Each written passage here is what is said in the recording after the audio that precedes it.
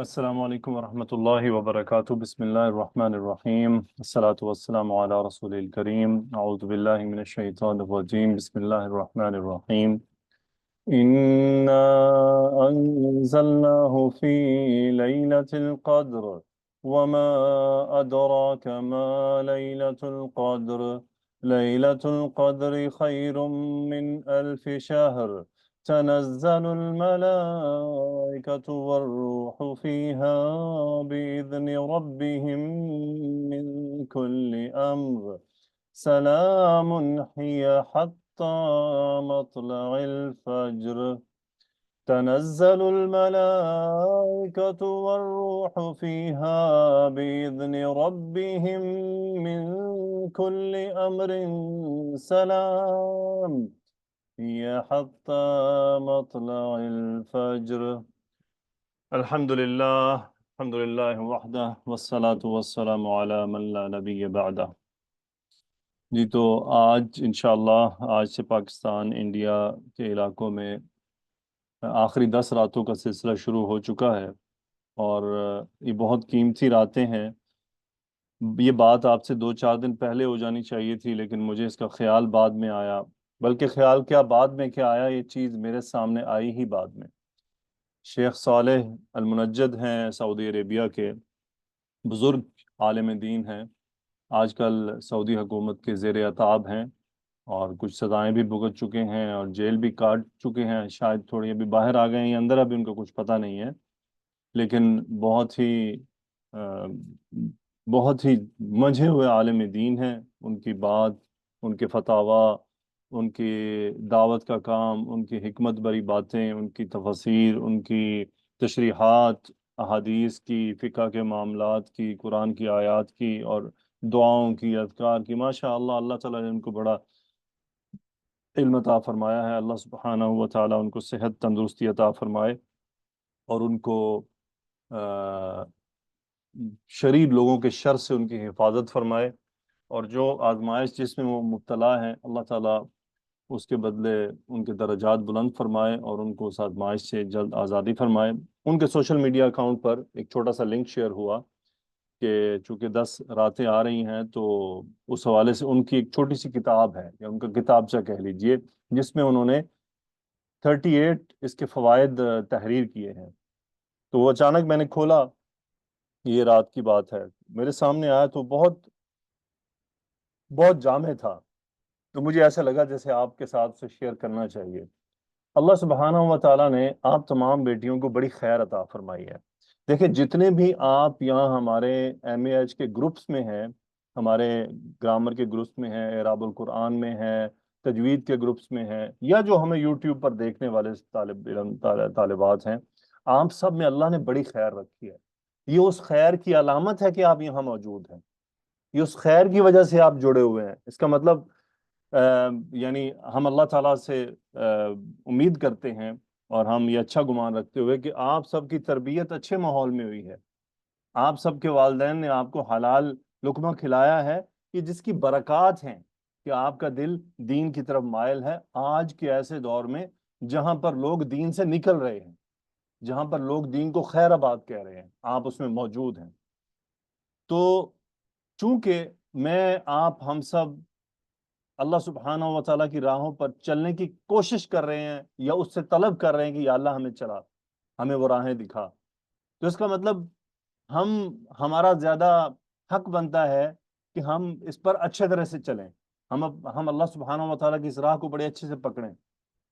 رمضان المبارک ایک موقع ہے، ایک موقع تھا، اور ایک موقع رہے گا کہ جس میں انسان اپنی اصلاح کرتا ہے۔ میں نے آپ کو کمیونٹی پوسٹ میں یہ بات بتائی تھی کہ رمضان المبارک ایک مدرسہ ہے، ایک سکول ہے، ایک انسٹیٹیوٹ ہے، جس میں ہم پہلی رمضان کو داخلہ لیتے ہیں اپنی اصلاح کرنے کا، اپنے اعمال کو سنوارنے کا، اپنے اندر کی جو خرابیاں ان کو دور کرنے کا، اپنے دلوں کو ٹھیک کرنے کا، اپنے رب سے تعلقات میں جو توڑ پھوڑ، جو کمی بیشی ہے، اس کو کسی حد تک اللہ کو منانے کی کوشش کرنے کا، ان رابطوں کو بحال کرنے کی کوشش کرنے کا ایک مدرسہ ہے، ایک سکول ہے۔ اب وہ سکول میں ہم نے داخلہ لیا، اب وہ سکول سے اب ہماری اخراج کا وقت آ رہا ہے۔ جب بھی جس سے ہم محبت کریں، جس کو ہم پسند کریں، وہ بڑے محبوب ہو، جب اس کی جدائی کا وقت آتا ہے تو انسان اس کے زیادہ قریب رہنا چاہتا ہے، انسان اس کو زیادہ تھام کر رکھنا چاہتا ہے، اس کے ساتھ زیادہ وقت بتانا چاہتا ہے، اس کو انسان چاہتا ہے کہ میرا اس کے ساتھ زیادہ وقت گزرے، میں اس کے ساتھ زیادہ بات چیت کروں، اس کو انسان چھوڑتا نہیں ہے جس کو انسان محبت کرتا ہے۔ تو رمضان اب جدائی کی طرف آ چکا ہے، یہ مہینہ ہم سے اب جدا ہونے والا ہے 8 9 10 دن بعد۔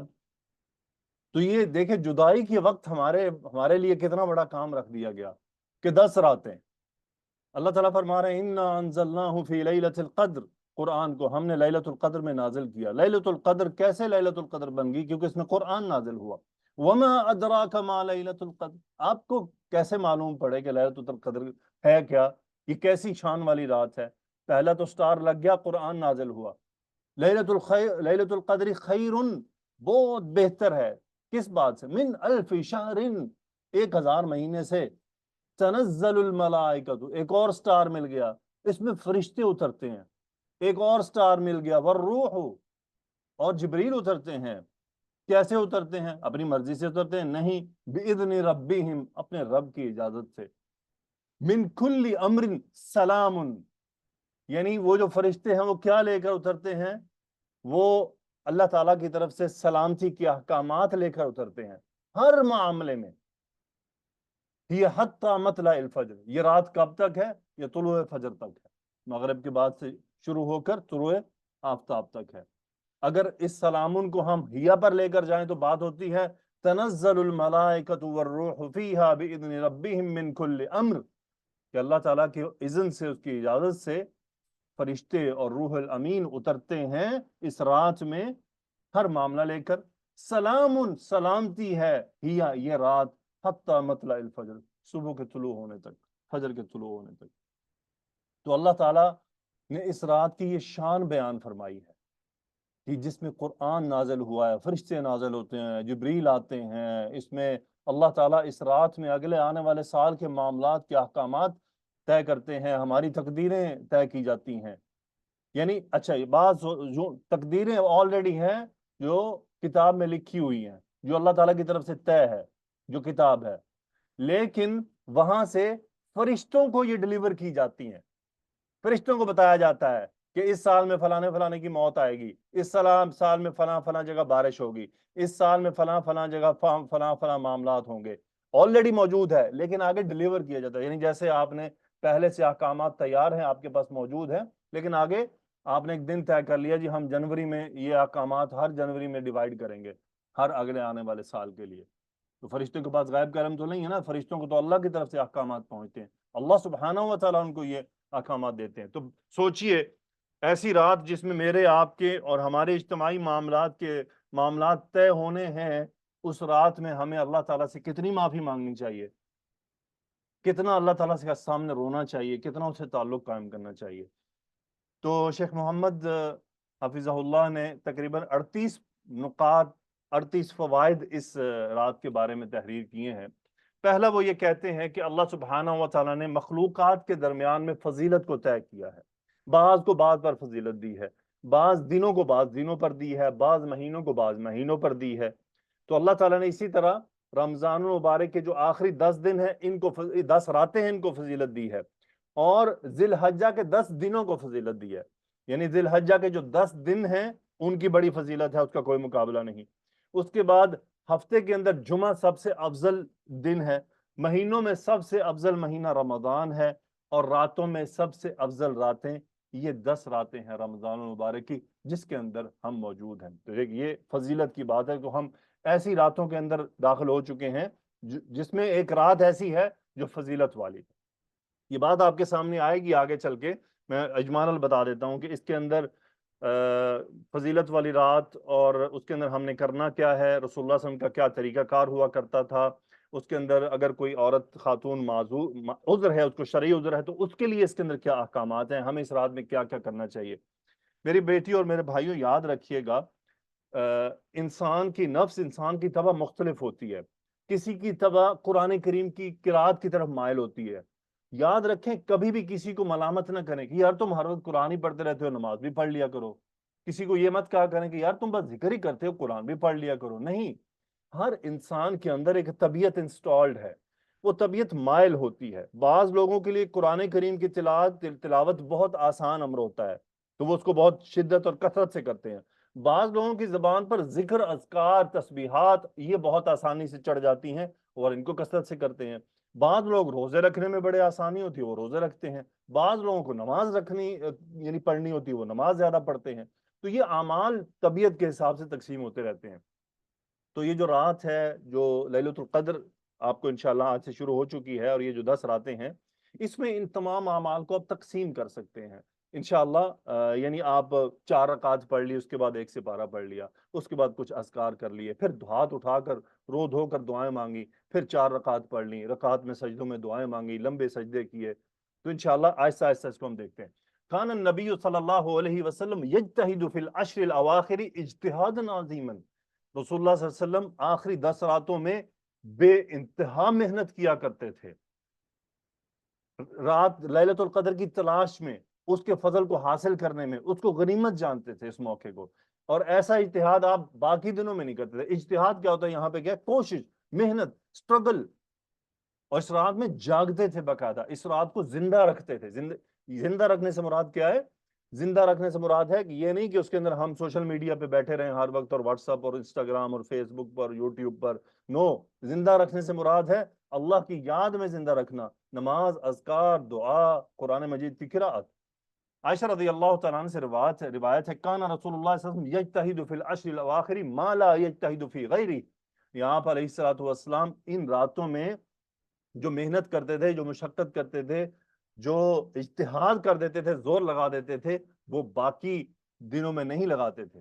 وتقول، آپ یہ بھی فرماتی ہیں کان النبی صلی اللہ علیہ وسلم اذا دخل العشر، جب 10 داخل ہو جاتی، شد مئزرہ واحیا لیلہ وایقظ اہلہ. 3 کام کرتے تھے. ایک کہ اپنی تہبند کو باندھ لیتے تھے. جیسے انسان نے کوئی بہت بڑا مشقت والا کام کرنا نا، آپ نے دیکھا ہوگا محنتی لوگ جو ہوتے ہیں جب انہوں نے بڑی دوڑ لگانی ہو تو وہ اپنے ذرا کپڑے شپڑے سمیٹ لیتے ہیں، بڑی دوڑ ہے نا، رکاوٹ پیش نہ آئے. احیا لیلہ، اپنی رات کو زندہ کرتے تھے، زندہ کر لیتے تھے. زندہ کرنے سے مراد میں نے آپ کو بتا دیا کہ زندہ کیسے کرتے تھے؟ ذکر، اذکار، قرآن، دعا، رونا دھونا، یہ سب. اور ایک اور کام کرتے تھے، وَأَيْقَظَ أَهْلَهُ، اپنے گھر والوں کو جگاتے تھے کہ اٹھو تم بھی یہ کام کرو.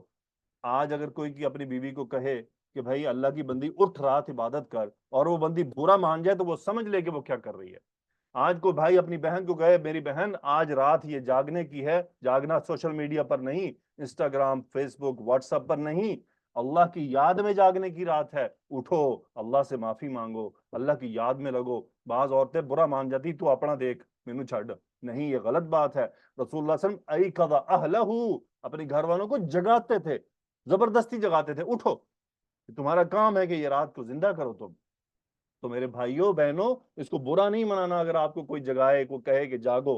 ہاں آپ بیمار ہیں تو آپ عذر پیش کر سکتی ہیں، لیکن یہ کیسی بیماری ہے کہ بیماری کے بعد انسٹاگرام چل رہا ہے، فیس بک چل رہا ہے، ٹویٹر چل رہا ہے، یوٹیوب چل رہی ہے، واٹس ایپ پر ساری باتیں ہو رہی ہیں. تو پھر اس کا مطلب بیماری آپ کو سوشل میڈیا سے نہیں روک رہی، صرف عبادت سے روکتی ہے. یہ پھر اس کا مطلب کہیں نفس میں کمزوری ہے. یہ رمضان المبارک کسی کمزوری کو دور کرنے کی کوشش تھی، یہ جو 20 دن پیچھے محنت کی ہم نے. تو یہ ایک پوائنٹ ہونا چاہیے کہ رسول اللہ صلی اللہ علیہ وسلم کا یہ طریقہ کار ہوا کرتا تھا. پھر وہ کہتے ہیں کہ یہ جو رمضان المبارک ہے، اس کی جو آخری 10 راتیں ہیں، یہ ایک بہت بڑی مارکیٹ ہے جس کے اندر نیک لوگ مقابلہ لگاتے ہیں. دیکھیں آج اگر اناؤنسمنٹ ہوتی ہے کہ فلاں جگہ سیل ہے، تو سیل کو اڈاپ حاصل کرنے کے لیے لوگ کتنی تقدو کرتے ہیں، کیونکہ ان کو پتہ ہے سستی چیز مل رہی ہے. 100 کی چیز 25 میں 50 میں ملے گی. کون ہے ایسا جو اس کو چھوڑے گا؟ ہر آدمی سیل کو اڈاپٹ کرنے کی کوشش کرتا ہے. اور اگر اس کو پتہ چلے، آپ کسی کو کہیں کہ میری بہن وہ آپ کو پتہ ہے فلاں جگہ سیل آئی تھی، وہ تو چلی گئی یار، تم نے مجھے بتایا بھی نہیں. آپ مجھے بتاتی تو صحیح، آپ مجھے بتاتی، میں اس سیل سے جا کر چیز لے لیتی، مجھے فائدہ ہو جاتا. اس مین ہم as a human being cell کو کیسے لیتے ہیں؟ تو یہ 10 راتیں سیل ہیں، اس میں سیل لگی ہوئی ہے اللہ کی مغفرت کی، اللہ کی رحمت کی، بندوں کی گردن کی، آگ سے آزادی کی. اس سیل سے فائدہ اٹھانا ہے. لیکن اس سیل سے فائدہ کیا ایسے ہی اٹھ جائے گا؟ 10 راتیں ہیں، 10 کی 10 میں کوشش کرنی ہوگی. تو مسلمان جو نیک ہوتا ہے وہ اس رات میں ان 10 راتوں میں کوشش کرتا ہے، وہ دوڑ لگاتا ہے کہ کوئی مجھ سے آگے نہ نکل جائے. وہ ان راتوں میں کیا کرتا ہے؟ نماز پڑھتا ہے، قرآن مجید کی قراءت کرتا ہے، ذکر کرتا ہے، اللہ تعالیٰ سے دعائیں مانگتا ہے، اپنے اخلاص کو زندہ کرتا ہے، اللہ تعالیٰ سے اپنے لیے اخلاص مانگتا ہے۔ ابو عثمان النہدی بزرگ ہیں، فرماتے ہیں کانوا یعظمون 13 عشرات، کہ جو سلف صالحین تھے وہ 3 ایسے عشرے ہیں سال میں جن کی وہ بڑی اہمیت دیتے تھے۔ العشر الاخیر من رمضان، آخری 10 راتیں رمضان کی، والعشر عشر الاول من ذی الحجہ، اور ذی الحج کے پہلے 10، والعشر الاول من محرم، اور محرم کے پہلے 10۔ یہ 3 عشرے ہیں اسلامی سال میں جن کی بہت اہمیت ہے۔ تو اللہ تعالیٰ ہمیں ان تینوں سے فائدہ اٹھانے کی توفیق عطا فرمائے۔ ان شیخ نے ایک بڑی پیاری بات لکھی ہے، وہ کہہ رہے ہیں کہ اگر جو گھوڑا ایک ریس میں دوڑ رہا ہے، جب وہ انتہا پر آتا ہے تو وہ اس گھوڑے میں جتنی انرجی ہوتی ہے وہ سب جھونک دیتا ہے اس میں۔ یعنی کہ انسان جب ایک ریس میں حصہ لیے ہوئے ہے تو وہ جب دیکھتا ہے نا کہ یہ میری فنش لائن آ رہی ہے، یہ میری باؤنڈری آ رہی ہے جس کو میں نے کراس کر کے انعامات حاصل کرنے ہیں، تو وہ اس کے اندر جتنی انرجی، جتنی طاقت ہوتی ہے وہ سب کی سب اس میں جھونک دیتا ہے۔ تو یہی ہمارا حال ہونا چاہیے کہ ہم نے، اب یہ اینڈ آ رہا ہے رمضان کا، ہمارے اندر جتنی قوت ہے اس کو لگا دیں کہ اس راتوں کو، ان 10 راتوں میں موبائل کو طلاق دے ڈالیں کہ بس ٹھیک ہے، تمہارے لیے 3 طلاقیں ہیں ان 10 راتوں میں، کوئی اس کا، اور ایسی 3 ہے کہ رجوع بھی نہیں ہے واپس۔ تو اس طرح سے یہ معاملہ چلے گا۔ اس کے بعد ایک اور پوائنٹ لکھتے ہیں کہ جو آخری 10 راتیں ہیں اس میں جو عمل ہے وہ دن اور رات میں برابر ہے، یعنی ایسا نہیں ہے کہ جو عمل رات میں ہو رہا ہے صرف وہی خاص ہے، یعنی اس کا مطلب ان دنوں میں ہم نے دن میں بھی اپنے اعمال کی حفاظت کرنی ہے۔ گو کہ کثرت رات کی ہے، احیا اللیل، رات کو زندہ کرتے تھے، یعنی رات کو زندہ کرنا۔ دن میں اعمال تھوڑے سے کم ہو جاتے ہیں لیکن اہمیت اپنی جگہ برقرار رکھتی ہے۔ اگر ہم دن کو اپنی حفاظت کرتے رہیں گے تو رات کو ہمیں، دن کو تھوڑی انرجی لے لی، تھوڑا وقت طے کر لیا۔ میں آپ کو یہ بتا دیتا ہوں کہ دن کے اوقات کیا ہیں۔ پورے دن میں جو افضل اوقات ہیں جس کو کبھی چھوڑنا نہیں چاہیے وہ یہ ہے، فجر کے بعد طلوع آفتاب تک یہ افضل ترین وقت ہے، اس کو عبادت میں لگانا چاہیے۔ خاص طور پر یہ وقت ذکر کا ہے، اس میں ذکر کرنا چاہیے، یا پھر قرآن مجید کی قرآت، یا پھر دعا۔ یہ 3 کام ہے، اس میں نماز نہیں ہوتی ہے، یہ 3 کام ہے فجر کے بعد سے لے کے طلوع آفتاب تک۔ یہ پہلا وقت ہے۔ دوسرا وقت کون سا ہے؟ دوسرا وقت ہے عصر نماز کے بعد سے مغرب کے بیچ کا وقت۔ یہ یعنی فجر کے بعد، اور یہ جو جسے ہم وہ ممنوع اوقات ہے جس پہ ہم نماز نہیں پڑھ سکتے، سبحان اللہ، اوقات ممنوع ہے نماز کے لیے، لیکن اذکار اور قرآن مجید کی قرآت کے لیے سب سے افضل اوقات یہی ہیں، انہی میں سب سے افضل معاملہ۔ اور دوسرا پھر رات کا آخری پہر۔ تو پورے 24 گھنٹے میں یہ 3 اہم ترین وقت ہیں عبادت کے، یعنی ذکر، اذکار، قرآن تلاوت کے لیے۔ لیکن رات میں یہ ہے کہ آپ کو ایڈیشن مل جاتا ہے نماز کا، جو تیسرا پہر، جو تہجد کی نماز کہتے ہیں۔ تو یہ جو آخری 10 راتیں ہیں رمضان کی، اس میں دن بھی ان تمام فائدوں سے خالی نہیں ہے۔ تو اس میں یہی بات کر رہے ہیں کہ دن بھی اسی اہمیت پر اس میں شامل ہوتے ہیں۔ اگلی بات جو کہتے ہیں اس میں جو اعتکاف کیا جاتا ہے رمضان میں، وہ رسول اللہ صلی اللہ علیہ وسلم کی سنت ہے، اور وہ اللہ تعالیٰ کا قرب حاصل کرنا کا ایک ذریعہ ہے۔ یقیناً مرد حضرات مسجد میں اعتکاف کرتے ہیں۔ اعتکاف کی جو سب سے اہم بات یہ ہے کہ انسان کو اپنے آپ کو دنیا سے آئسولیٹ کر کے اللہ کے ساتھ خاص کرنا ہوتا ہے، اللہ کے ساتھ خلوت میں جانا ہوتا ہے، اور اللہ تعالیٰ کے ساتھ اپنے تعلقات کو بہتر اصل میں یہ اللہ تعالیٰ سے ملاقات ہے خاص 10 دنوں کی۔ تو اس کے اندر اگر آج کے لوگ کہتے ہیں جی آج کے دور میں یہ موبائل ایک بڑا مسئلہ ہے، یہ موبائل ہمارا بڑا وقت کھا جاتا ہے۔ ذرا آپ ایسے سافٹ ویئر انسٹال کر کے دیکھیں کہ یہ ہمارا کتنا وقت کھا رہا ہے، ہمیں پتہ چلے گا کہ یہ تو ہمارے ایسے وقت کو کھائے جا رہا ہے۔ اچھا، جو بچیاں زوم کا لنک اپنے اسٹیٹس پر شیئر کرنا چاہتی ہیں وہ کر سکتی ہیں۔ سو یہ جو اعتکاف ہے اس کا مقصد کیا ہے کہ اللہ تعالیٰ کے ساتھ ہمارے تعلقات بہتر ہوں، ہم دعائیں کریں، ہم اللہ تعالیٰ کے ساتھ بیٹھ کر تنہائی میں ہم قرآن مجید پڑھیں اور اللہ کی یاد میں لگیں، ہم دعائیں مانگیں بہت زیادہ۔ رمضان المبارک اور قرآت کا بڑا تعلق ہے، آگے ایک بات آئے گی۔ تو اعتکاف یقیناً آپ جنہوں نے بیٹھنا تھا وہ تو بیٹھ چکے، اور انشاءاللہ اگلے سال اللہ تعالیٰ آپ کو ہمیں ایک اور رمضان کی توفیق دے، تو ہمیں اللہ تعالیٰ یہ توفیق بھی دے کہ ہم اعتکاف میں بیٹھیں۔ خواتین کا اعتکاف میں بیٹھے کے جو احکامات ہیں وہ آپ علماء سے سیکھ سکتے ہیں۔ پھر وہ کہتے ہیں کہ قرآن مجید اللہ تعالیٰ کا کلام، اس کی وحی ہے، اور وہ اس کا پیغام ہے جو اس نے اپنی خلق کو بھیجا ہے۔ اس قرآن کے ذریعے درجات جو ہیں وہ بڑھتے ہیں، اسی قرآن کے ذریعے نیکیاں بڑھ جاتی ہیں. اس لیے قرآن مجید میں کثرت سے ختم کرنا چاہیے. اب 20 دن تو ہم نے گزار لیے، یقیناً ہم نان عرب ہیں، ہمارے لیے تھوڑا ڈیفیکلٹ ہے، لیکن میں نے آج ایک کلپ شیئر کیا تھا چھوٹا سا کمیونٹی گروپ کے اندر، اس کلپ کو آبزرو کیجئے گا، اس میں یہی میسج موجود ہے. تسلسل. آج بس یہاں سے یہ میرا میسج لے لیجئے گا کہ آپ نے 20 دن قرآن مجید کی، اس پورے 30 دن آپ قرآن مجید کی قرآت کریں گی، بڑی محنت سے کی آپ نے. ہو سکتا ہے آپ میں سے بہت سی بچیوں نے 2 دفعہ ختم کیا ہو، بہت سو نے 3 دفعہ کیا ہو، بعض کو زیادہ بھی توفیق ملی ہو، بعض کو اس سے بھی زیادہ ملی ہو، تو الحمدللہ جو بھی ملی. اگر کم بھی ملی تو کوئی بات نہیں، لیکن آپ اپنے ساتھ یہ وعدہ کر لیں کہ آج رمضان کے بعد ہر مہینے میں نے ایک قرآن مجید ختم کرنا ہے. یہ اپنے ساتھ فیصلہ کر لیجئے. میری بیٹی، میری بہن، میرے بھائی، میں آپ کو لکھ کر دیتا ہوں یہ بات کہ جب اگلا رمضان آپ کی زندگی میں آئے گا، اللہ نے توفیق دی، تو اس رمضان آپ کے ختم ایسے ہوں گے کہ آپ کو پتہ بھی نہیں چلے گا. کیوں؟ آپ 11 مہینے جب آپ ہر مہینے قرآن ختم کر رہی ہوں گی تو آپ کی زبان تو نرم ہو چکی ہے، قرات قرآن میں آپ کا دل جڑ چکا ہے. پھر جب آپ قرات کریں گی تو الفاظ آپ بنا دیکھے بھی ادا کر جائیں گی اور صحیح ادا کریں گی. یہ قرآن مجید کی بڑی خاص برکت ہے. تو آخری 10 راتوں میں جو سلف صالحین تھے وہ تو ایک رات دن میں ایک ختم کرتے تھے، رات میں ایک کرتے تھے. آپ پتہ نہیں ان کی زندگی کا کیا معاملہ تھا، کیسی برکت تھی ان کے معاملات میں، اللہ عالم بالصواب. لیکن ماشاءاللہ ان جیسا اجتہاد تو کون کر سکتا ہے. بہرحال ایک میسج ہے کہ کثرت قرات ان راتوں میں، ان 10 راتوں میں ہونی چاہیے. دن کو بھی شامل کر لیجئے، جتنا زیادہ ہو سکتا ہے اتنی زیادہ قرات اس کی ہمیں کرنی ہے. اللہ تعالی ہمیں توفیق عطا فرمائے. نبی کریم صلی اللہ علیہ وسلم کے ایک فرمان ہے جس کی انہوں نے وضاحت کی ہے: من قرأ القرآن فی اقل من 3 لم یفقہہ. جس نے قرآن مجید کو 3 دن سے کم میں پڑھا اس نے اسے سمجھا ہی نہیں. وہ یہ کہہ رہے ہیں کہ یہ والی جو حدیث ہے، یہ حدیث اصل میں اس بات پر ہے کہ جو آدمی اس پر دوام اختیار کرے، یعنی اس نے اپنی پریکٹس بنا لی ہے کہ اس نے 3 دن یا اس سے کم میں ختم کرنا ہے، اس کے لیے یہ اجازت نہیں ہے. وہ کم از کم 7 دن میں کرے جو صحابہ کی ترتیب تھی. صحابہ کی ترتیب منیمم 7 دن میں قرآن ختم کرنے، ایک دن ایک منزل ختم کرنی تھی. یہ صحابہ کرام کی اجتماعی جو ہے وہ ترتیب تھی، الا ان میں سے چند جو ہے وہ سیپریٹ تھے، لیکن موسٹلی صحابہ کی یہی ترتیب رہی اپنی زندگی میں کہ 7 دن میں قرآن ختم کرنا.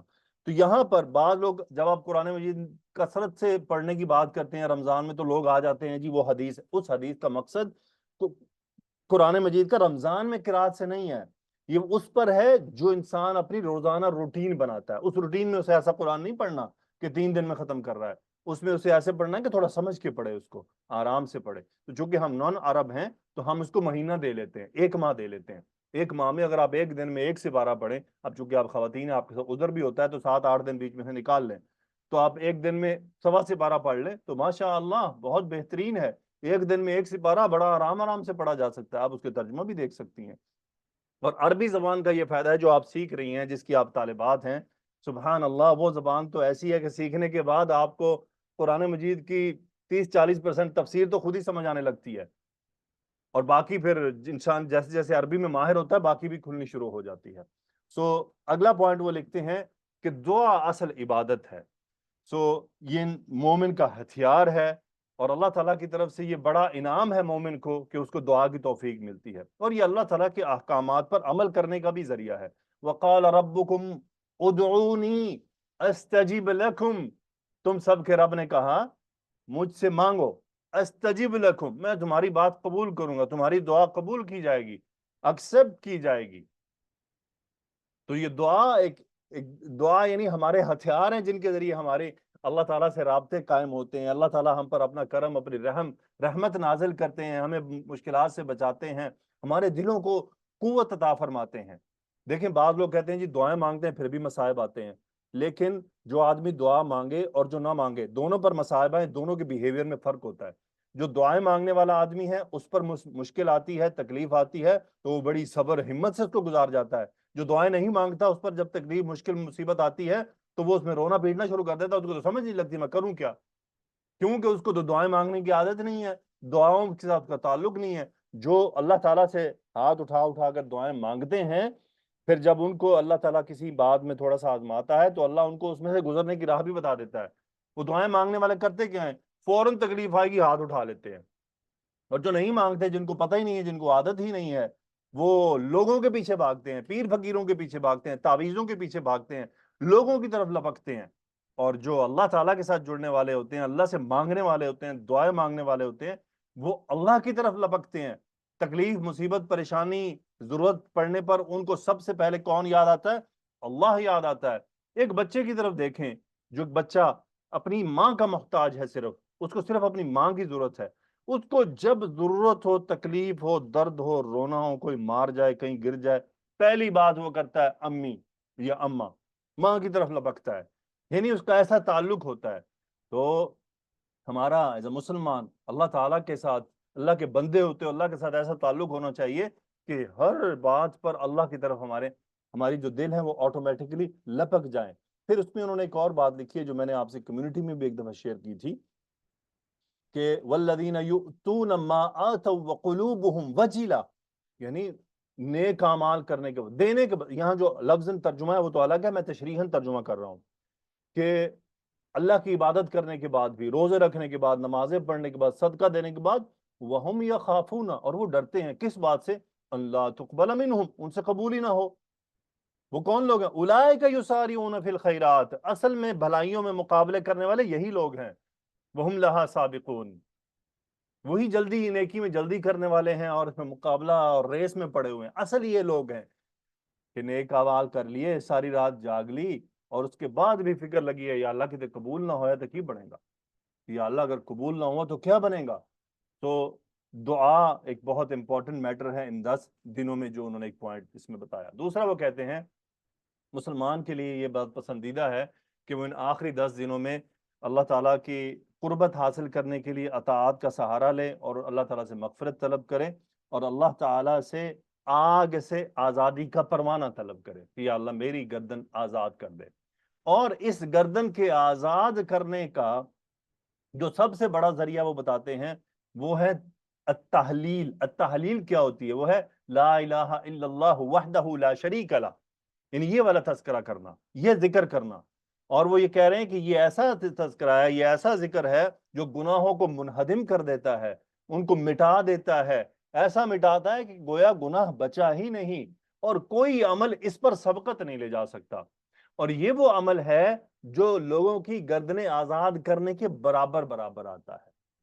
من قالها مخلصا من قلبه حرمہ اللہ علی النار، جس نے اپنے خالص دل سے اس کا ذکر کیا، اللہ تعالیٰ اس پر آگ کو حرام قرار دے دیتا ہے۔ پھر اسی بات کو آگے چلایا انہوں نے، الگ پوائنٹ میں آ کر لایا کہ الجزاء من جنس العمل، یعنی انسان جیسا عمل کرتا ہے اس کو ویسا ہی بدلہ دیا جاتا ہے۔ فمن اعتق رقبۃ، جس نے کسی ایک گردن کو آزاد کیا، اعتق اللہ رقبتہ من النار، اللہ تعالیٰ اس کی گردن کو آگ سے آزاد کر دیتا ہے۔ یعنی جو آدمی دنیا میں کسی کی گردن آزاد کرے گا تو اللہ تعالیٰ اس کی گردن کو روز قیامت یعنی اس کی آگ سے آزاد کر دے گا، روز قیامت کامیابی مل گئی۔ اس کے لیے ایک حدیث ہے، من قال، جس نے کہا لا الہ الا اللہ وحدہ لا شریک لہ، لہ الملک ولہ الحمد وہو علی کل شیء قدیر، فی یوم 100 مرہ، دن میں 100 بار، اس یقین کے ساتھ، یعنی یہ خالی ذکر نہیں، اس میں جو ہے بات اس کو سمجھ بھی ہو میں کیا کہہ رہا ہوں۔ یہ نہیں کہ یہ کہنے کے بعد وہ تعویذ گلے میں لٹکائے پھرتا ہے، یہ نہیں کہ یہ کہنے کے بعد وہ عبد القادر جیلانی رحمۃ اللہ علیہ کے مزار پہ جا پڑا ہے، یہ نہیں کہ یہ کہنے کے بعد وہ کسی پیر فقیر کے پاس جا پہنچا ہے، یہ نہیں کہ یہ کہنے کے بعد وہ یا علی مدد، یا فاطمہ مدد، یا حسین مدد رضی اللہ عنہم اجمعین یہ کہہ رہا ہے، یہ نہیں کہ یہ کہنے کے بعد وہ کہہ رہا ہے یا رسول اللہ مدد۔ یہ کہنے کے بعد اگر وہ یہ سب کہہ رہا ہے تو اس نے اس جملے کی، اس کلمات کی مخالفت کر دی ہے۔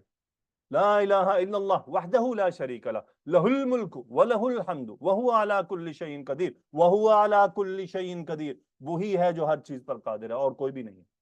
جس نے 100 بار دن میں یہ کلمہ کہا، کانت لہ عدل 10 رقاب، یعنی گویا کہ سمجھ لیجیے اس نے 10 گردنیں آزاد کر دی۔ وکتب لہ 100 حسنہ، 100 نیکیاں لکھی گئیں، 100 گناہ مٹا دیے گئے۔ اور اس دن یعنی سبحان اللہ، یا اللہ تیری کتنی مہربانی ہے اس امت پر، تو نے زبان نبی صلی اللہ علیہ وسلم ہم تک کیا کیا پیغام پہنچا دیے، وَلَمْ يَأْتِ أَحَدٌ بِأَفْضَلَ مِمَّا جَاءَ بِهِ إِلَّا أَحَدٌ عَمِلَ أَكْثَرَ مِنْ ذَلِكَ. یعنی یہ کلمہ جس نے 100 بار کہا تو وہ پورے دن کے باقی جتنے بھی اعمال کر لے اس 100 سے نہیں بڑھ سکتے. یہ جو 100 بار کہا گیا ہے، اللہ یہ کہ کوئی اس 100 سے 200 بار لے کر آ جائے تو وہ اس سے پھر بڑھے گا.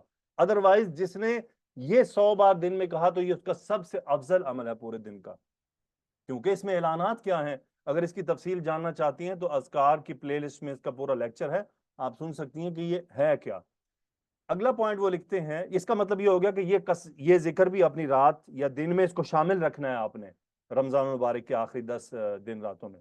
پھر وہ کہہ رہے ہیں کہ جو حرم کے نزدیک ہیں ان کو چاہیے کہ وہ ایک جو ہے ہر رات ایک طواف کرنے کی کوشش کریں.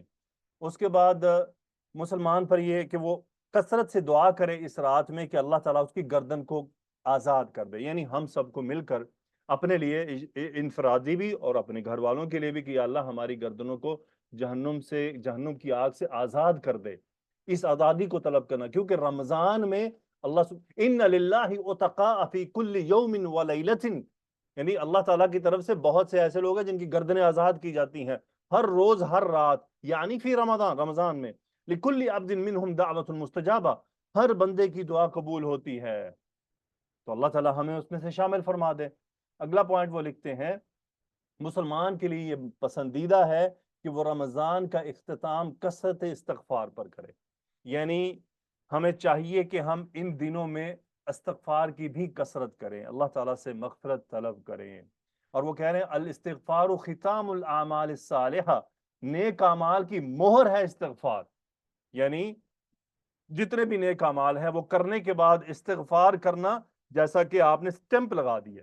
جیسا کہ ہم نماز پڑھتے ہی کہتے ہیں استغفر اللہ اللہم انت السلام ومنک السلام، تو یعنی ہم نماز پڑھتے ہیں اسی طرح قرآن مجید کی قرات کریں، استغفار کریں. حج میں بھی اسی طرح قیام اللیل، ہر مجلس کا جس طرح مجلس کا گوارہ بھی استغفار پر ہوتا ہے، تو استغفار نیک اعمال کی مہر ہوتی ہے.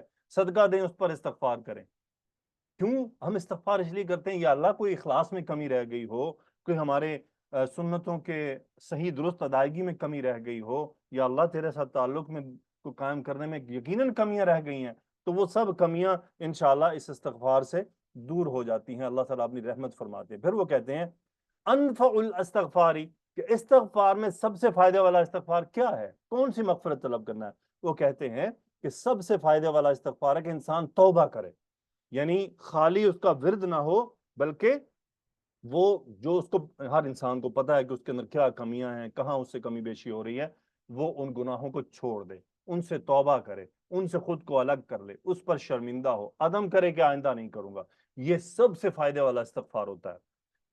میری بیٹیوں، میرے بھائی اور میری بہنوں، یہ بات ہمیشہ یاد رکھیے گا کہ ہم تمام انسان بنی آدم خطا کرنے والے ہیں. ہمیشہ اپنی خطا کو قبول کیجئے گا، اللہ کے سامنے اعتراف ضرور کیجئے گا. آپ دیکھتے ہیں بعض لوگوں کو، آپ کو دیکھا آپ نے کہ وہ اگر پردہ نہیں کرتی بچیاں تو پردہ نہ کرنے کے دلائل دیتی ہیں، گانے سننے کے دلائل دیے جاتے ہیں، فلمیں دیکھنے کے دلائل دیے جاتے ہیں، غیبت کرنے کے دلائل دیے جاتے ہیں. یہ گناہ سے بھی بڑا گناہ ہے. جو انسان یہ کہہ دینا کہ ہاں بات تو آپ کی ٹھیک ہے، مجھ میں یہ کمی ہے، میں اللہ سے دعا گو ہوں کہ اللہ میری اس کمی کو دور کرے، وہ خود کو گرا دے، جھکا دے، قبول کرے کہ مجھ سے یہ غلطی ہو رہی ہے، مجھ سے یہ کمی ہو رہی ہے، بجائے اس کے کہ دلائل لے آئے. یہ تو شیطان والی بات ہو گئی. دلائل تو شیطان لے کر آتا ہے. مومن، سرنڈر کرنے والا، مسلم، اللہ کے احکامات کے آگے جھکنے والا، سمعنا واطعنا کہنے والا دلائل نہیں لاتا ہے.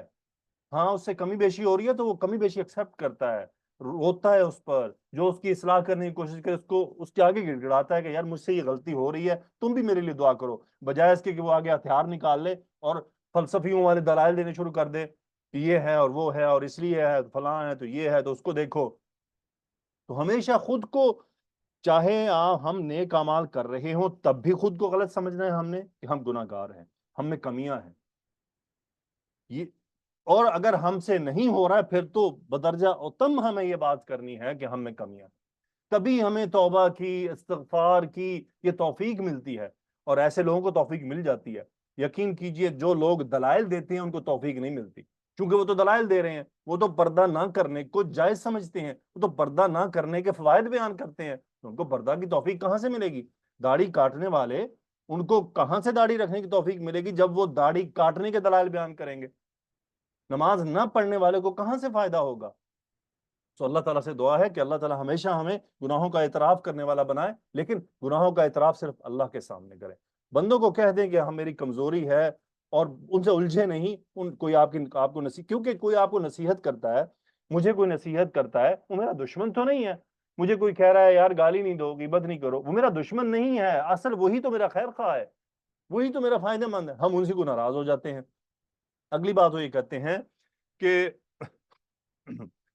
اپنے ظاہر اور باطن کی جو اصلاح ہے اس کی حفاظت کرنا، اس کی فکر کرنا ان دنوں میں مطلوب ہے، کہ ان 10 دنوں میں اب ہم داخل ہو چکے ہیں، اب ہم اپنے اندر اخلاص پیدا کرنے کی کوشش کرنی ہے، اللہ تعالیٰ کی طرف اپنے ہر عمل کو خالص طور پر پیش کرنے کی کوشش کرنی ہے۔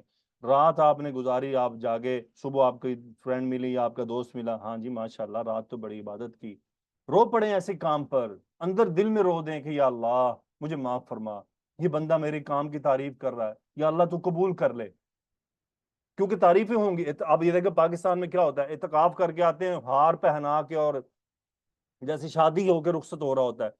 رسول اللہ صلی اللہ علیہ وسلم ہر سال اعتکاف پر بیٹھتے تھے، کتنے صحابہ نے گلوں میں ہاتھ ڈال کے آپ کو ویلکم کیا، کتنے صحابہ اعتکاف پر بیٹھتے تھے۔ یہ عجیب پاکستان کا کلچر ہے انڈیا کا، کہ جو بندی اعتکاف پر بیٹھی، بندہ اعتکاف پر بیٹھا، اس کو پھولوں کے ہار پہنا کے لے کے آ رہے ہیں، وہ بھائی وہ بھی ایک عبادت ہے، حالانکہ وہ ایک سنت عبادت ہے، اس سے بڑی بڑی عبادات موجود ہیں، تو اس کا مطلب ہر بندہ جو صبح فجر کی نماز پڑھ کے باہر نکلے اس کو ہار پہنائے، جو بندی صبح فجر کی نماز پڑھ کے ہٹے اس کو ہار پہنانا شروع کر دیں۔ کیا بات ہے بھائی؟ الٹا یہ ہار پہنانے والے اس کے لیے خطرے کا باعث بن رہے ہیں، اس کی 10 دن کی محنت پر بلڈوزر چلا دیتے ہیں۔ او بھائی کون سا انسان ہے جو حفاظت کر سکتا ہے اپنے اخلاص کی؟ الٹا خاموشی اختیار کریں اور دعا دیں اس کو کہ اللہ اس کا یہ عمل قبول فرمائے، بجائے ہم اس کو ہار پہنائیں اور یہ سب کام کریں۔ پاکستان سے، انڈیا سے اب حج عمرے کے لیے آتے ہیں، چلو حج کی کچھ سمجھ آتی ہے کہ بندہ اللہ کے گھر کی زیارت کرنے آتا ہے تو لوگ اس کو ویلکم کرتے ہیں، اس کا ایک الگ میٹر ہے، حالانکہ وہاں بھی یہ ہونا نہیں چاہیے، ویسے عبادات کی طرح ایک عبادت ہے، جیسے نماز ایک عبادت ہے، حالانکہ نماز ان سب سے بڑی عبادتیں ہیں، نماز ان سب عبادتوں سے بڑی اور اوپر ہے، اسی کے اوپر ساری تاکید، پورا اسلام ہر اسی پر تاکید کرتا ہے۔ سو اللہ تعالیٰ سے ہمیں 10 دنوں میں اپنے اندر اور باہر کی جو اس کے اصلاح کی ہمیں فکر کرنی ہے، اور فکر کے ساتھ ساتھ اللہ تعالیٰ سے مدد بھی مانگنی ہے، اس کا شکر بھی ادا کرنا ہے، اس کی تعریف بھی کرنی ہے، اس کی طرف لپکنا بھی ہے، گریہ وزاری بھی کرنی ہے۔ یخاف ربہ و یرجوہ، یعنی اللہ تعالیٰ سے ڈرنا بھی ہے اور امید بھی رکھنی ہے۔ الخوف والرجاء لہو کالجناحین للطائر، خوف اور امید پرندے کے دو پروں کی طرح ہے، یقوی فی الصحۃ جانب الخوف ویغلب الرجاء حال الاحتضار، یعنی یہ دو پرندے ہیں، ایک پر اگر پرندہ نیچے کر لے تو وہ گر جائے گا، دونوں میں سے کوئی ایک بھی نیچے کر لے، تو اگر ہم خوف کو اپنے اوپر طاری کر لیں گے تب بھی ہلاکت ہے، اور اگر خالی امید کو طاری کر لیں گے تب بھی ہلاکت ہے۔ ہمیں دونوں کے بیچ میں رہنا ہے، جیسے اللہ نے فرمایا یحذر الآخرۃ ویرجو رحمت ربہ، کہ آخرت کے معاملے میں ڈرتے ہیں اور اپنے رب کی رحمت کی امید لگاتے ہیں۔ تو اللہ تعالی ہمیں ایسے لوگوں میں شامل فرمائے جو امید اور خوف کے بیچ بیچ میں اپنی زندگی گزارتے ہیں۔ اگلا پوائنٹ وہ کہتے ہیں کہ لیلۃ القدر لیلۃ المبارکۃ وہی افضل لیالی العام مطلقا، پورے سال میں سب سے افضل رات یہی لیلۃ القدر ہے۔ اسی کے اندر قرآن مجید جملۃ واحدہ من اللوح المحفوظ، لوح المحفوظ سے ایک ہی بار پورا قرآن مجید نازل ہو گیا تھا۔ پھر اب اس کے بارے میں جو ہمارے پاس حدیث موجود ہے وہ ہے من قامہا ایمانا واحتسابا لثوابہا، یعنی جس نے ایمان رکھتے ہوئے اس رات میں قیام کیا اور اس کے اندر یعنی اس نے یہ ثواب کے حصول کی امید رکھی، غفر لہ ما تقدم من ذنبی، اس کے سارے پچھلے گناہ معاف، یاد رکھیے گا کبیرہ چھوڑ کر، کبیرہ کے لیے توبہ کی ضرورت ہوتی ہے۔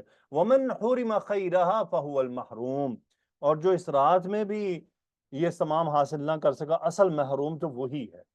پھر ایک اور حدیث میں آتا ہے من قام لیلۃ القدری، جس نے لیلۃ القدر کو قیام کیا، کیسے؟ ایمان کی حالت میں، واحتسابا، اور امید رکھتے ہوئے کہ مجھے اس کا اجر ملے گا، غفر له ما تقدم من ذنبی، اب وہ وضاحت کہہ رہے ہیں ایمان ای تصدیقا بان قیامها حق وطاعت، یعنی یہ ایمان رکھتے ہوئے کہ اس رات میں قیام کرنا حق ہے اور اطاعت ہے۔ ان اللہ تعالی هو الذی شرع قیامها ورغب فیها، یعنی وہ اللہ ہی ہے جس نے اس رات کے اندر قیام کو ہم پر لازم بنایا ہے۔ احتسابا ای، یعنی کیا ہے کہ اللہ تعالیٰ سے ثواب کی، کہ اللہ تعالیٰ جو میں یہ قیام کر رہا ہوں مجھے اس پر ثواب بھی ملے گا۔ تو دیکھیں کتنا بڑا اجر ہے، پچھلے سارے گناہ معاف سوائے کبیرہ کے۔ تو پیچھے صغیرہ میں بھی تو ہماری لسٹ بڑی لمبی ہے نا، تو دیکھیں اتنا بڑا پیکج ہے، اتنی بڑی آفر ہے، تنی بڑی سیل ہے، تو ہمیں اس سے فائدہ اٹھانا ہے۔ رسول اللہ صلی اللہ علیہ وسلم کی ایک اور حدیث ہے، قد جاءکم رمضان شہر مبارکم، تمہارے پاس آ چکا ہے ایک مبارک مہینہ رمضان، فیہ لیلۃ، اس میں ایک رات ہے، خیر، بہت بہتر ہے، من الف شہر، 1000 سے، من حرم خیرہا، جو اس کی خیر سے محروم رہا، فقد حرم، وہ محروم رہا، یعنی جس کو یہ توفیق نہ ملی کہ وہ ان 10 راتوں میں، یعنی وہ لیلۃ القدر کو حاصل نہ کر پایا، تو بس اصل محروم وہی ہے۔ تو لیلۃ القدر کا حصول جو ہے وہ 10 راتیں ہیں، یعنی ہمیں 10 دن محنت کرنی ہے۔ اگلا پوائنٹ وہ لکھتے ہیں کہ ابن تیمیہ رحمۃ اللہ علیہ سے سوال کیا گیا تھا کہ لیلۃ القدر افضل ہے یا لیلۃ الاسراء، یعنی جس دن رسول اللہ صلی اللہ علیہ وسلم نے آسمانوں کی سیر کی تھی وہ افضل ہے؟ تو اس کا جواب انہوں نے یہ دیا تھا کہ رسول اللہ صلی اللہ علیہ وسلم کی نسبت سے لیلۃ الاسراء افضل ہے لیلۃ القدر سے، لیکن امت کی نسبت سے لیلۃ القدر افضل ہے۔ اگلی بات وہ لکھتے ہیں کہ اس کو لیلۃ القدر کا نام کیوں دیا گیا، اس کا انہوں نے یہ کہا ہے کہ اس کی چند وجوہات، جو میں نے آپ کو سورہ انا انزلنا کی جو مختصر میں نے تشریح کی تھی، اس میں وہی باتیں یہاں پر موجود ہیں کہ چونکہ اس رات میں تقدیر طے کی جاتی ہے اگلے سال کی، اس رات میں برکت، رحمت، مغفرت نازل ہوتی ہے اللہ کی طرف سے، اس رات میں فرشتے اترتے ہیں، اس رات میں اللہ تعالیٰ کی رحمت جوش مار رہی ہوتی ہے، تو یہ لیلۃ القدر ہے۔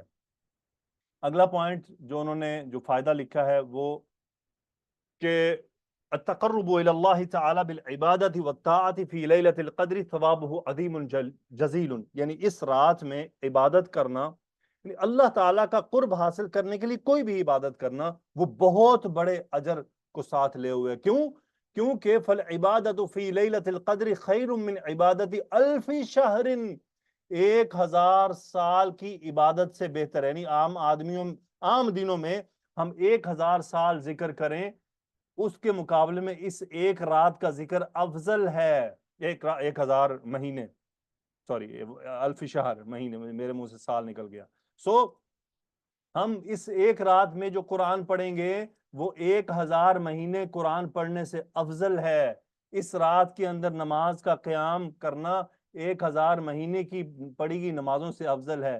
لیکن بعد ماشاءاللہ بڑے سیانے ہیں، وہ یہ کہتے ہیں کہ اچھا ایک دفعہ لیلۃ القدر پڑھ لیتے ہیں، پچھلی اور اگلی ساری زندگی کی نمازیں ہو گئی۔ بھائی ایسا نہیں ہے، اس میں اجر کی بات ہے، جو فرض نمازیں ہیں وہ اپنی جگہ پر قائم رہیں گی۔ اگلا پوائنٹ شیخ لکھتے ہیں کہ لیلۃ القدر آخری 10 دنوں میں ہوتی ہے اور یہ بدلتی رہتی ہے، یعنی اس کو تلاش کیا جاتا ہے، یعنی کہ یہ 21 کو بھی ہو سکتی ہے، یہ 23 کو بھی ہو سکتی ہے، 23 کی رات کو بھی ہو سکتی ہے، یہ 25، 27، 29 کسی بھی رات میں ہو سکتی ہے۔ رسول اللہ صلی اللہ علیہ وسلم کے فرمایا انی اریت لیلۃ القدر، مجھے لیلۃ القدر دکھائی گئی، وانی نسیتها، اور مجھے بھلا دی گئی، فالتمسوها فی العشر الاواخر فی وتر، اور ان کو آخری 10 راتوں میں، طاق راتوں میں تلاش کرو۔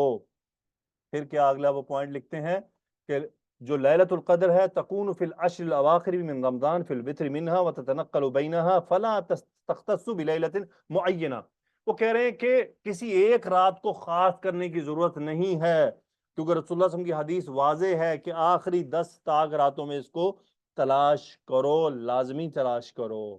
تو کسی ایک رات کو فکس کر لینا درست نہیں ہے، جو کہ پاکستان انڈیا میں زیادہ مشہور ہے، بنگلہ دیش پاکستان انڈیا میں، اور عرب کے کچھ ممالک میں یہ مشہور ہے، جیسا کہ الجزائر ہے، مغرب ہے، تونس ہے، سودان ہے، وہاں پر یہ مشہور ہے کہ جس سے 27 کی رات ہوتی ہے۔ تو یہ رات کوئی فکس نہیں ہے، لیکن پھر وہ کہتے ہیں کہ یہ بات پسندیدہ ہے کہ آخری جو 7 راتیں ہیں ان کو، یہ اس میں کیا ہے کہ اصل میں ایک حدیث ہے کہ ارا رؤیاکم قد تواتعت فی السبع الاواخر فمن کان متحریہا فلیتحرہا فی السبع الاواخر۔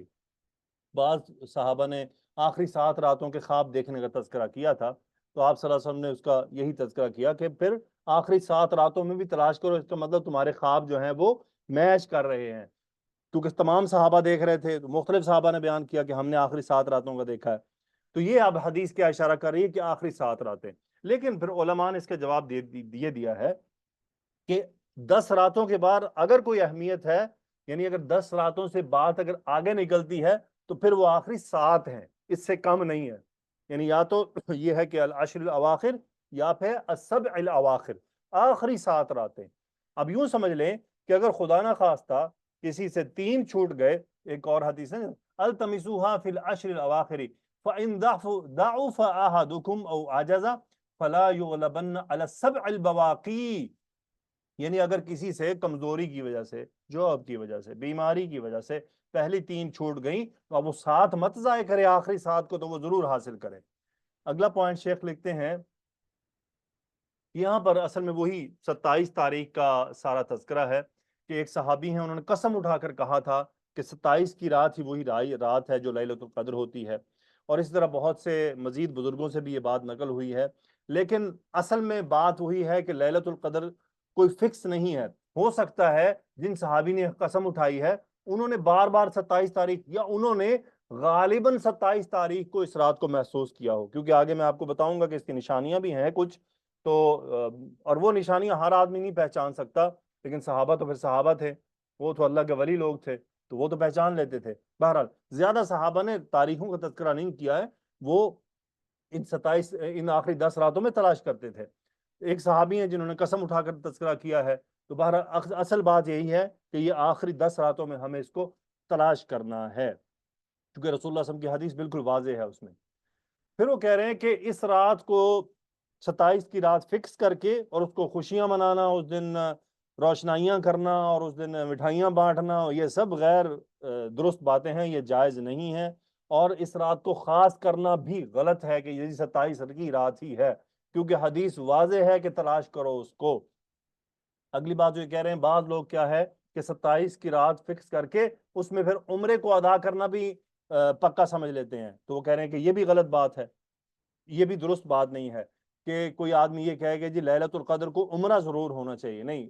من قام لیلۃ القدر، یعنی یاد رکھیے گا لیلۃ القدر میں قیام ضروری ہے۔ کوئی یہ کہے کہ جی میں بس ذکر کروں گا اور میں صرف قرآن پڑھوں گا، قیام نہیں کروں گا، تو بس پھر وہ مار کھا گیا نا، پیچھے رہ گیا۔ اصل بات ہے قیام سے شروع ہونی ہے، باقی قیام کو سپورٹ کرنے والی چیزیں ہیں، زیادہ قیام ہو سکتا ہے زیادہ کریں، لیکن قیام تو مست ہے ان راتوں میں، باقی اعمال کا یعنی یہ کہ بدیل نہیں ہے کہ جی بس قیام نہ کریں اور باقی سب کر لیں، قیام ضروری ہے۔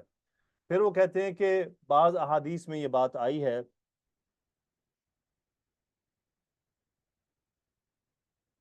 کہ یہ جو باقی جو گزر گئی ہوتی ہے نا رات، اس کو نہیں سوچنا، یعنی مثال کے طور پہ کسی نے کوئی کھڑا نہیں ہوا 21 کو یا 23 کو، اب وہ اگلی راتوں میں پچھلی گزری ہوئی راتوں کو سوچ کر عبادت کر رہا ہے، نو، اگلی جو رہ گئی ہیں اس کی طرف سوچنا ہے، اس کو پچھلی جو گزر گئی وہ گزر گئی، اس کی طرف اس نے نہیں سوچنا۔ اگلا بات وہ کہتے ہیں کہ ہاں جی اللہ تعالیٰ نے یہ چھپائی کیوں، یہ بڑا اہم معاملہ ہے، سبحان اللہ، ذرا انسان غور کرے تو اللہ تعالیٰ نے کتنی مہربانی کی ہے۔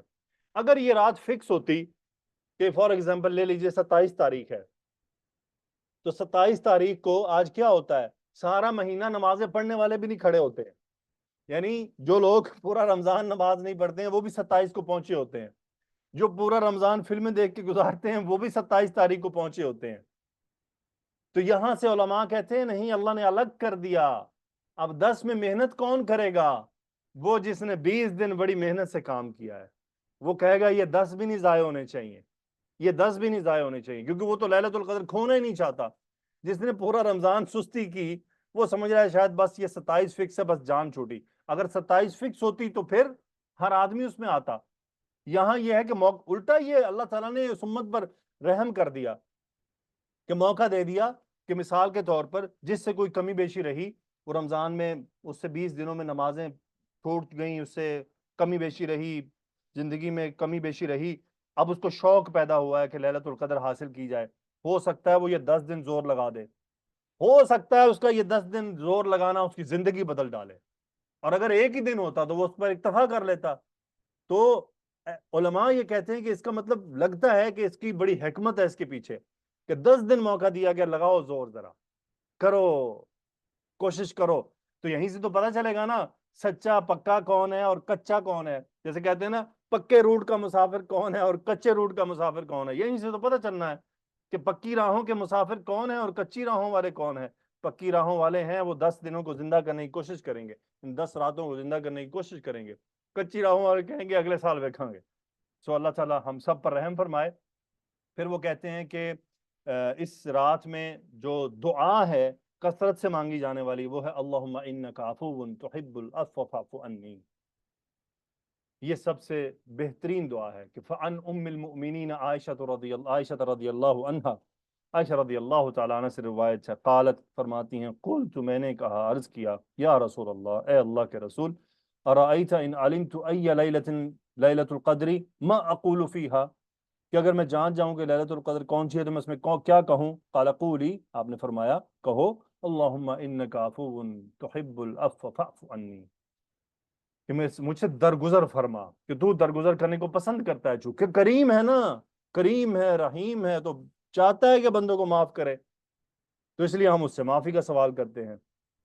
پھر وہ کہتے ہیں کہ درگزری کا جو سوال کرنا ہے پوری کوشش کرنے کے بعد بھی سوال کرنا ہے، یعنی انسان اطاعت کر لی، قیام کیا، ذکر اذکار کیا، نمازیں پڑھیں، قرآن مجید پڑھا، اس کے بعد بھی وہ یہ کہتا رہے کہ یا اللہ مجھ سے درگزر فرما، یعنی وہ اس پر کافی نہ ہو جائے کہ میں بڑی محنت کر لی ہے، میں نے تو بہت کام کر لیا، میرا تو کام پورا ہو گیا، نو، اس کے باوجود وہ کہے اللہم انک عفو تحب العفو فاعف عنی۔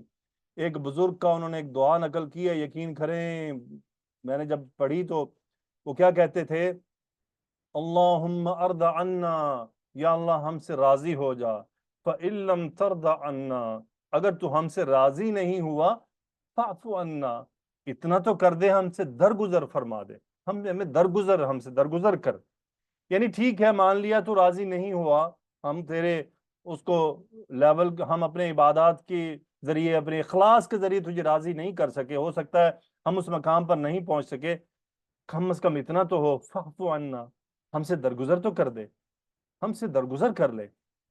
غور کریں اس دعا میں کتنا درد موجود ہے، اللہم ارض عنا فَإِن لَمْ تَرْضَ عَنَّا فَاعْفُ عَنَّا، کم از کم اتنا تو کر دے۔ دیکھیں جب آپ کسی روٹھے ہوئے کو منانے جاتے ہیں تو آپ کیا کہتے ہیں کہ یار تم مجھ سے راضی ہو جا میرے بھائی، وہ راضی نہیں ہو رہا تو پھر کہتے ہیں اچھا چلو یار تم نہیں راضی ہوتے، مجھ سے تعلقات اچھی طرح مضبوط نہیں کرنا چاہتے تو کم از کم میری غلطی تو معاف کر دو، اس سے تو درگزر کر دو۔ ہم پھر نیچے آ جاتے ہیں ایٹ لیسٹ اتنا تو کر دو یار، کہ درگزر تو کر دو، ٹھیک ہے اب ہمارے وہ تعلقات نہیں ہو سکتے، ہو سکتا ہے تم درگزر کرو گے، میں ہم اس تعلقات پر بھی ہماری نیت میں ہم پہنچ جائیں گے، لیکن کم از کم درگزر تو حاصل کر سکتے ہیں۔ تو دیکھیں اللہ تعالیٰ سے درگزری کا سوال کرنا، یعنی اس کے باوجود بھی کہ اعمال کرنے کے ساتھ انسان کوشش کرے۔ اگلا پوائنٹ وہ یہ کہتے ہیں کہ مسلمان کے لیے یہ لازمی ہے کہ وہ آخری جو 10 راتیں ہیں اس میں وہ اس کی غنیمت کو حاصل کرنے کے لیے پوری محنت کرے، اس میں جو سب سے جو اہم کام ہے، جو یعنی پوری باتوں کا یہی لب لباب ہے کہ قیام کرنا، قرات قرآن کرنا، استغفار بالاسحار، خاص طور پہ سحری سے پہلے استغفار کی کثرت کرنا اور اللہ تعالیٰ کا ذکر کرنا، دعا مانگنا، یتضرع یعنی گڑ گڑانا، یتوسل اس کے اسماء کے وسیلے دینا اس کو، یا اللہ تیری قدیری کا واسطہ، تیرے رحمان ہونے کا واسطہ، تیرے رازق ہونے کا واسطہ، تیرے غفار ہونے کا واسطہ، اور اس کی طرف لپکنا، اس سے رحمت کی امید کرنا، اس کے عذاب سے ڈرنا، اور اس دعا کی کثرت کرنا یہ لازمی کرنا چاہیے انسان کو۔ اس کے بعد وہ کہتے ہیں کہ لیلۃ القدر کی علامات میں سے کیا ہے۔ دیکھیں لیلۃ القدر کی علامات جاننا بہت ضروری نہیں ہے، یہ تو ہمیں پتہ بھی نہیں چل سکتی، یہ تو بڑے ماہر لوگوں کو پتہ چلیں گی۔ بہرحال جو انہوں نے بیان کی ہیں کہ سورج جب طلوع ہوتا ہے یعنی اس رات کے بعد صبح کے دن، تو اس کا جو صبح ہوتی ہے اس میں سفیدی ہوتی ہے، سورج کی شعائیں نہیں ہوتی ہیں، یعنی آپ سورج صبح اٹھے نا تو جب سورج طلوع ہو رہا ہوتا ہے نا تو اس کی شعائیں باقاعدہ آپ کو فیل ہوتی ہیں، لیکن اس رات جب کے بعد جب سورج صبح طلوع ہوتا ہے تو اس کی شعائیں نہیں ہوتی ہیں بلکہ اس میں سفیدی پائی جا رہی ہوتی ہے، سورج میں نہیں بلکہ اس روشنی میں۔ اس کے بعد اگلی جو انہوں نے ایک علامت بیان کی ہوئی ہے کہ یہ جو رات ہوتی ہے یہ معتدل ہوتی ہے، اس میں نہ تو ٹھنڈ ہوتی ہے نہ ہی گرمی ہوتی ہے، یہ درمیانی رات ہوتی ہے، اور مضیئۃ مشرقۃ، اور یعنی یہ روشن روشن ہوتی ہے، یعنی چاند بھلے آپ کو ہو سکتا ہے نظر نہ بھی آئے لیکن آپ کو ذرا روشن روشن رات نظر آتی ہے، اندھیرا نہیں فیل ہوتا۔ لیکن یہ بات آپ کو بتا دوں، ہم سب شہروں میں رہنے والے ہیں، ہمیں یہ فیل نہیں ہو سکتا، یہ صرف فیل ہوگا دیہاتوں میں رہنے والوں کو، کیونکہ آج کل لائٹ پولوشن ہے، تو لائٹ پولوشن میں آپ یہ والا اندازہ نہیں لگا سکتے کہ یہ رات سورج نہ اپنا چاند نہ ہونے کے باوجود بھی وہ روشن ہے، اس کا اندازہ صرف پہاڑوں والے علاقوں میں یا دیہاتوں میں جہاں شہر دور دور ہوں وہاں ہو سکتا ہے۔ کبھی زندگی میں آپ دیکھیے جو خاص طور پہ دیہات میں رہنے والے ہیں وہ اس کا اندازہ کر سکتے ہیں، اور لائٹ پولوشن کی وجہ سے اس کا نہیں ہو سکتا۔ رسول اللہ صلی اللہ علیہ وسلم کی حدیث ہے لیلۃ طلقۃ لا حارۃ ولا باردۃ تصبح الشمس یومها حمراء ضعیفۃ، یعنی جب سورج، یہ رات ایسی ہوتی ہے تلقتن، تلقتن کی سہلتن طیبتن لیس فیہا حر ولا برد یؤذیانی، یعنی ایسی رات ہوتی ہے جس میں نہ ایسی گرمی ہوتی ہے جو تکلیف دے نہ ایسی سردی ہوتی ہے جو تکلیف دے، یعنی درمیانی معتدل۔ اور مزید کیا کہتے ہیں کہ رسول اللہ کی جو حدیث میں بیان ہے کہ سورج جب طلوع ہوتا ہے صبح تو اس کی یعنی اس کی جو سرخیت ہوتی ہے وہ کمزور ہوتی ہے، اس میں کمزوری پائی جا رہی ہوتی ہے، یعنی سفیدیت جو ہے اس کی روشنی میں زیادہ حاوی ہوتی ہے۔ بہرحال یہ جو نشانیاں ہیں ان نشانیوں کی فکر ہمیں نہیں کرنی، ہمارا اصل کام وہی ہے جو عبادت کرنا ہے۔ اگر ہمیں، میری بیٹی، میری بہن، میرے بھائی، اگر ہم نے 10 راتیں ان اعمال کے ساتھ گزار دیں تو یہ تو 100% یقینی ہے نا کوئی ایک رات تو ہے، تو بس رزلٹ مل گیا۔ سورج صبح ہمیں نظر آئے نہ آئے، رات روشن نظر آئے نہ آئے، گرمی سردی ہمیں فیل ہو نہ ہو، بات ختم، ہمیں مل گیا ہمارا کام جو ہمیں کرنا تھا۔ 10 دن جاگ لیں، 10 دن عبادت کریں، 10 دن طلاق دے دیں موبائل کو، بس we got the result, we achieved what we wanted, اس باقی کی ٹینشن نہیں لینی آپ نے۔ بہرحال پھر وہ کہتے ہیں اس کی جو بعض علامات بتائی جاتی ہیں وہ غلط ہیں، جس میں جی کتے جو ہیں وہ نہیں وہ آوازیں نکالتے اور اس میں ان کی آوازیں کم ہوتی ہیں اور اس میں بارش ہوتی ہے، وہ کہتے ہیں یہ سب باتیں جو ہیں وہ غیر اصل ہیں، اس کی کوئی حقیقت نہیں ہے۔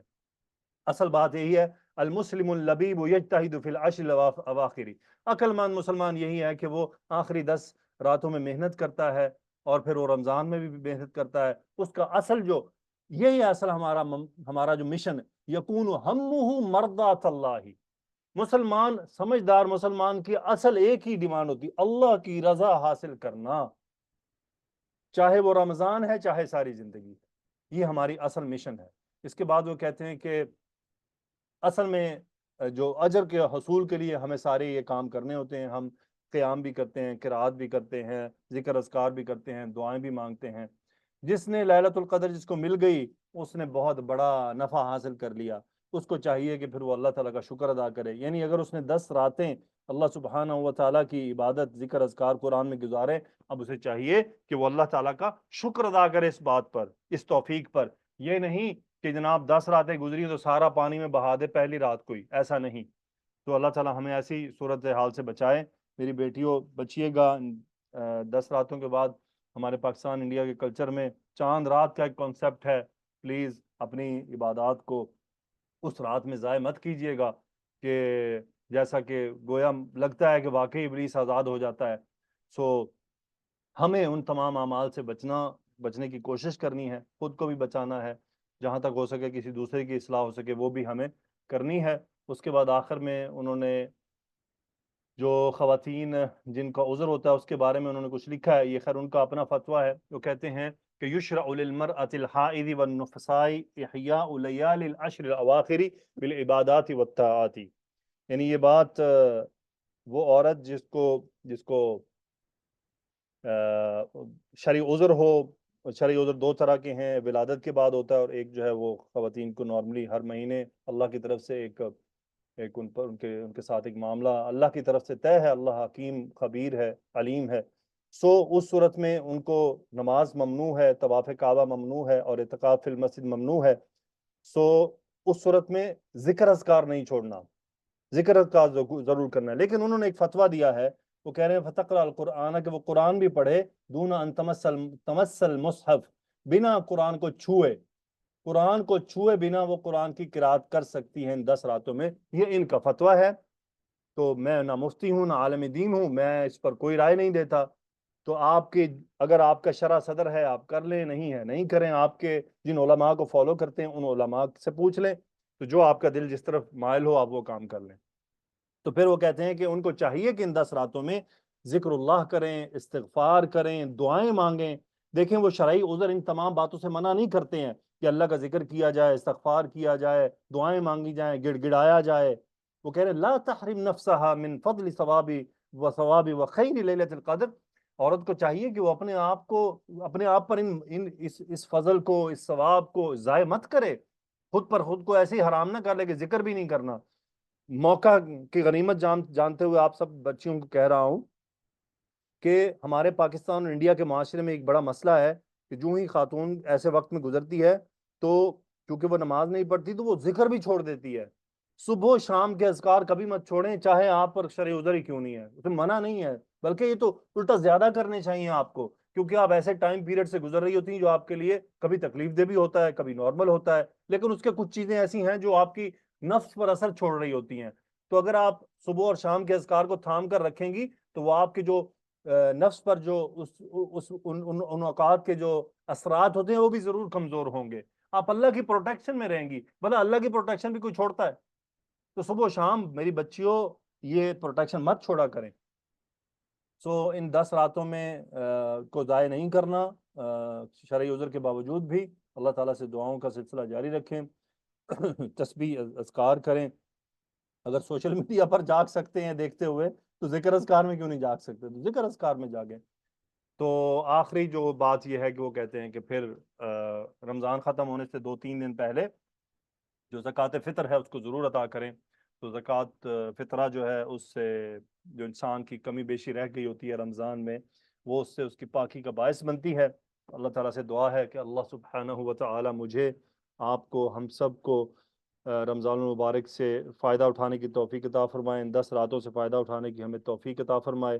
اللہ تعالیٰ ہمیں ان میں شامل فرما لے جن کی گردنیں وہ آزاد کرے گا۔ اللہم انک عفو تحب العفو فاعف عنا، اللہم ارض عنا وان لم ترض عنا فاعف عنا۔ یا اللہ ہمیں معاف فرما دے۔ ربنا آتنا فی الدنیا حسنہ وفی الآخرۃ حسنہ وقنا عذاب النار۔ اللهم اغفر لنا جميعا، اللهم اغفر لنا، اللهم اغفر لنا، اللهم اغفر لنا جميعا من كل الذنوب۔ یا اللہ تمام مسلمانوں کو معاف فرما دے۔ یا اللہ جو زندہ ہیں ان کی بخشش فرما، جو مر چکے ہیں ان کی مغفرت فرما۔ یا اللہ ہمارے والدین کی مغفرت فرما۔ یا اللہ جن کے والدین زندہ ہیں ان کی مغفرت فرما۔ یا اللہ جن کے والدین دنیا سے رخصت ہو چکے ہیں ان کی مغفرت فرما۔ یا اللہ ہمارا قیام، ہمارا قرآن، ہماری تلاوت، ہماری دعائیں، ہمارے اذکار قبول فرما لے۔ یا اللہ ہمارے دلوں میں اخلاص پیدا فرما لے۔ یا اللہ ہمارا اپنے ساتھ اخلاص پر مبنی تعلق قائم فرما دے۔ یا اللہ ہمیں نفاق سے بچا، ہمیں غیبتوں سے بچا، ہمیں گناہوں سے بچا۔ یا اللہ ہمیں اپنی زبان کو پاک رکھنے کی ہمیں توفیق عطا فرما۔ یا اللہ ہمیں اپنے کانوں کی حفاظت، اپنے آنکھوں کی حفاظت، اپنے دل کی حفاظت کی توفیق عطا فرما۔ یا اللہ ہمیں قرآن کا پڑھنے والا بنا، قرآن کو سمجھنے والا بنا، قرآن کی تبلیغ کرنے والا بنا۔ یا اللہ ہمیں ان لوگوں میں شامل فرما لے جو تیرا کثرت سے ذکر کرتے ہیں، جو کثرت سے دعائیں مانگتے ہیں، اور تو جن کی کثرت سے دعائیں قبول کرتا ہے۔ یا اللہ ہماری ازواج کو، ہمارے اولاد کو ہماری آنکھوں کی ٹھنڈک بنا۔ یا اللہ ہمیں اپنے والدین کی آنکھوں کی ٹھنڈک بنا۔ یا اللہ ہمارے یہ اعمال جو بہت کمزور ہیں، بہت ناقص ہیں، انہیں قبول فرما۔ سبحانک اللہم و بحمدک، اشہد ان لا الہ الا انت، استغفرک و اتوب الیک۔ اللہم صلی وسلم علی نبینا محمد، آمین یا رب العالمین۔ السلام علیکم ورحمۃ اللہ وبرکاتہ۔